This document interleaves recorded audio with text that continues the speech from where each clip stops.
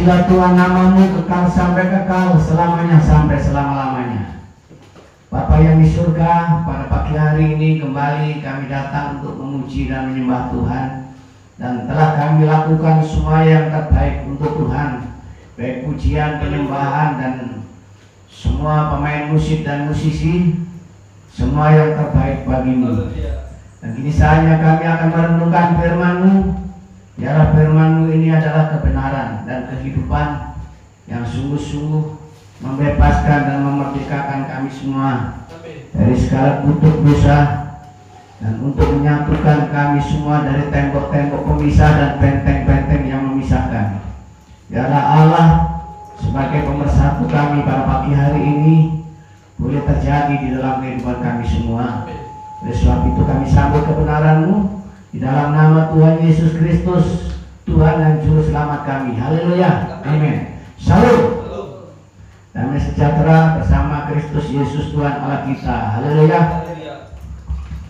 Baik saudara kekasih, pada pagi hari ini kita akan dengarkan firman dengan seksama, dengan hati yang mengasihi, yang melayani, dengan hati yang taat dan setia untuk berbakti, sehingga kami di sini bisa mendengarkan, menerima, memahami, mengerti, bahkan menjadi semua pelaku-pelaku kebenaran. Oleh sebab itu Tuhan kami, mari kita angkat firman-Nya pada pagi hari ini yang terdapat di dalam Efesus pasal ketiga ayat 6 sampai yang ke-8 saja ya.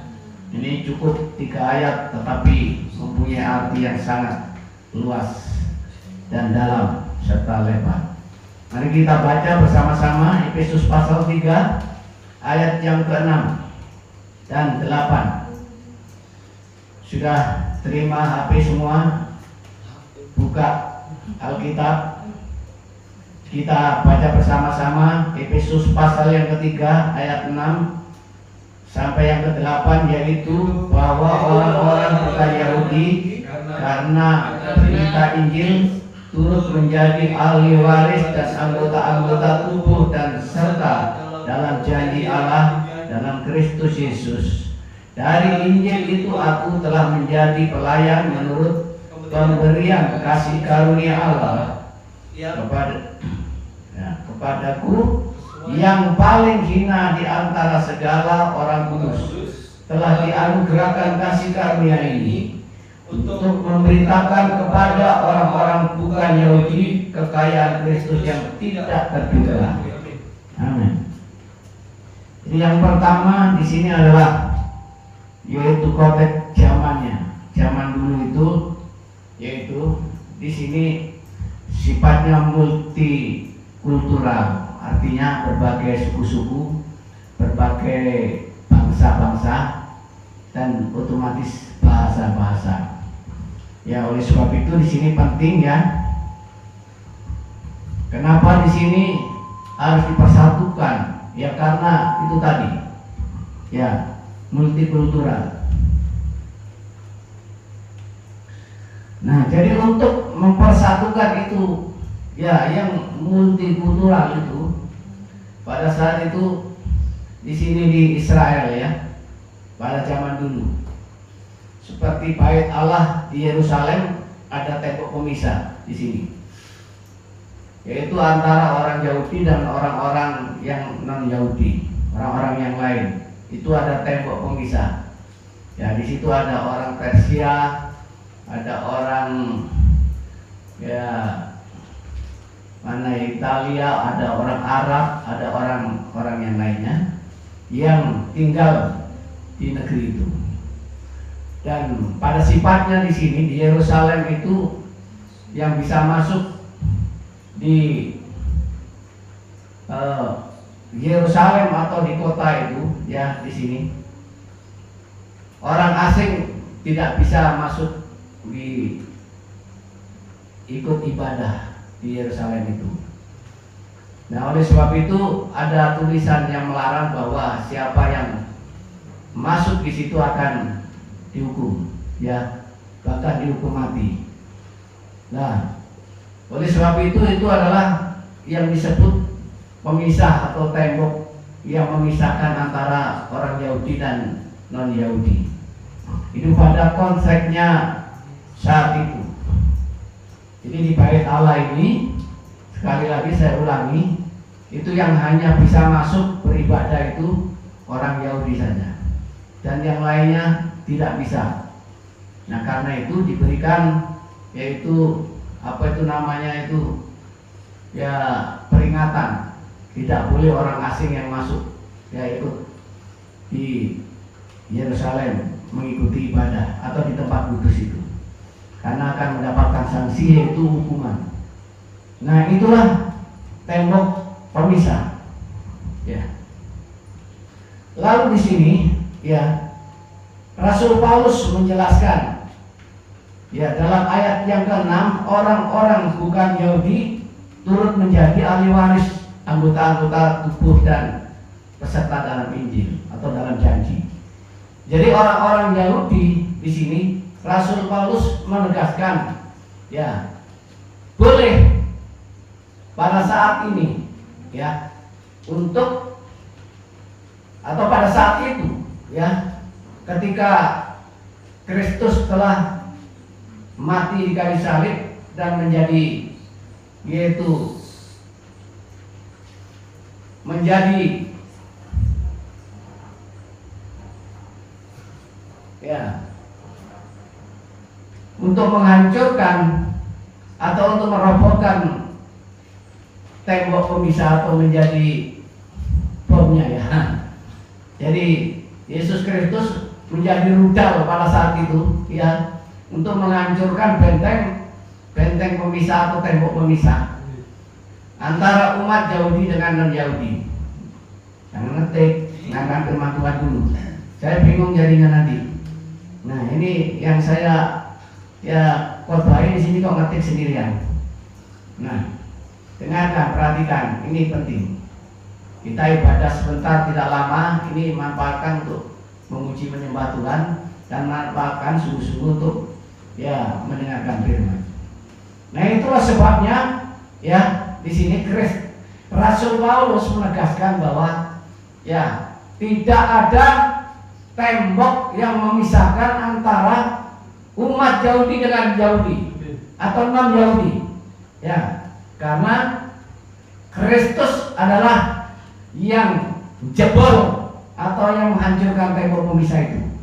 Nah, ini adalah penjelasan dalam konteks perjanjian lama ya atau PL-nya seperti itu. Ya. Bahwa di sini kata kunci ya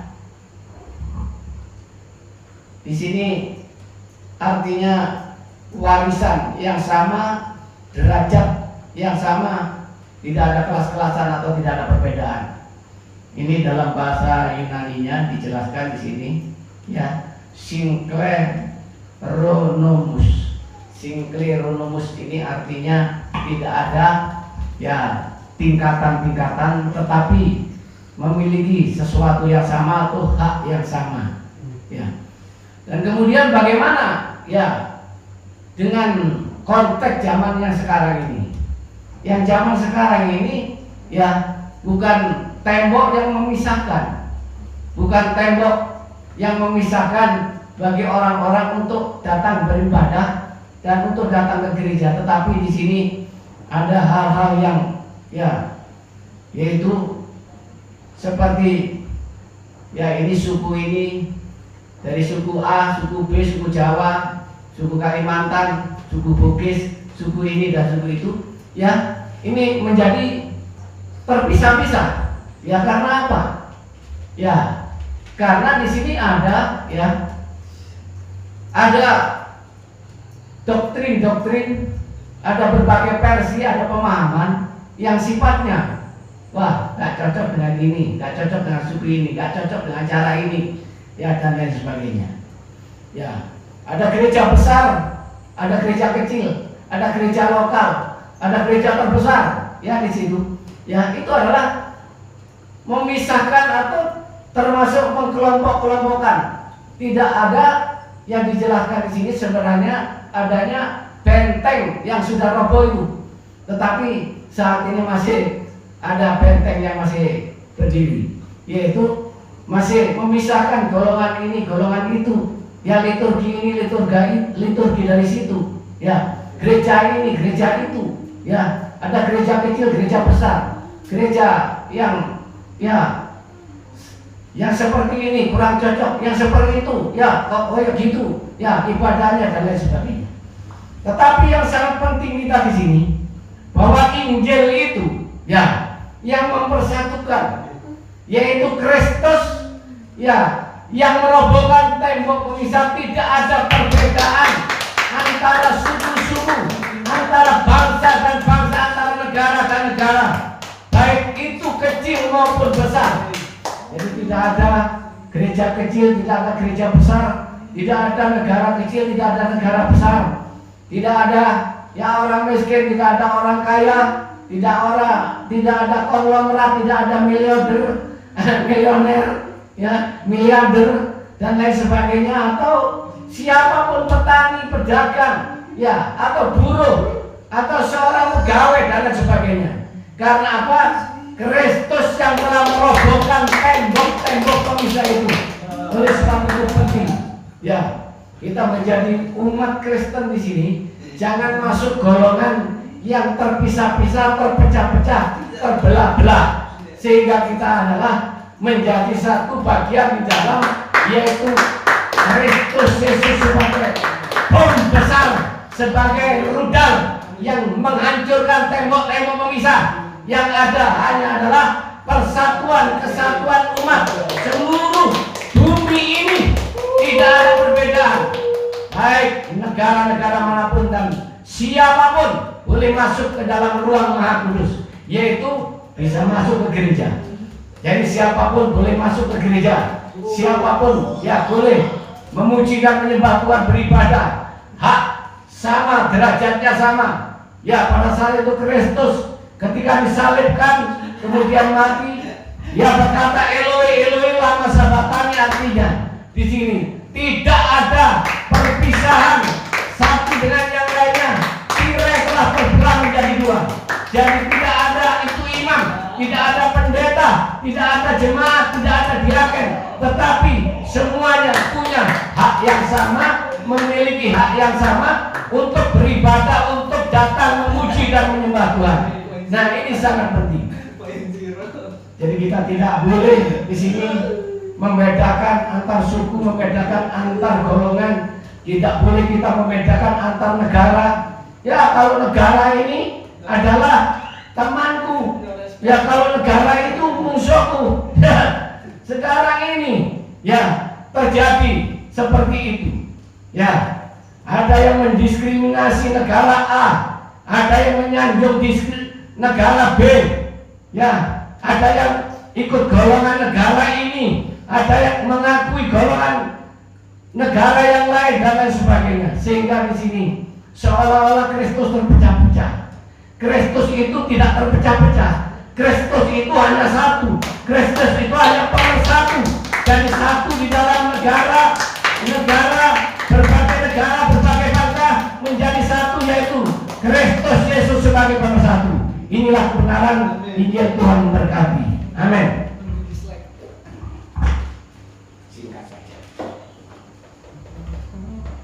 Dia adalah Tuhan Yesusku. Dia adalah yang punya kuasa. Dia adalah